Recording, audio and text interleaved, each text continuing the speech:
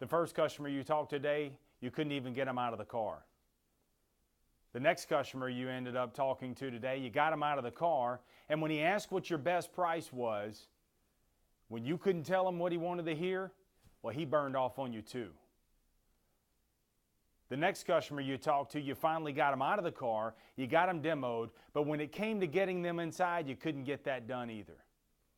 And then the last customer, finally, you got him out of the car, you got him demoed, you got him written up, but as soon as you presented the numbers, they jumped up and raced out of here. So fast that you couldn't even catch them. I know what that's like. I know what those days are like. I know how it feels. I could see it in your eyes. I could see it by the way that you walk. I can see by your speech. I can see all those things. It hurts. And anybody who's been in sales understands exactly where you are. But in moments like this, what you have to do is you have to remind yourself, you have two choices.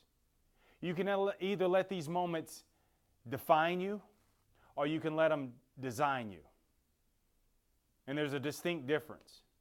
See, if you let moments, the good times and the bad times, if you let those moments define you, then you're going to be an emotional roller coaster, right? Because you're never as good as you think you are, and you're not as bad as they say. And you have to keep things in its proper perspective. But when you're facing negative outcomes, when you're facing the failures, the rejections, when you're facing all those things, you have to remind yourself, and I'm here to encourage you of this. They don't define you. They design you. Because when something is defined, it's an exact identity. And see, your identity is not made in the profession. The profession doesn't define you. You define your profession. And the way that you do that is by design. See, when you design something, you're an artist. But understand this, artists don't get it right the first time. They don't create a masterpiece their first time. No. What artists do is they end up taking the design and they take their best level of knowledge and they put it out there for public display. And they put it out there for the public to reject, to talk about, to tear down, to ridicule. And they do all those kind of different things. But they're so bold, in fact, those designers, that they allow those moments not to define them, but design them. Because as everybody tears these things down, what happens is, as they get torn down, they build them back up. And they come back stronger and better each and every time.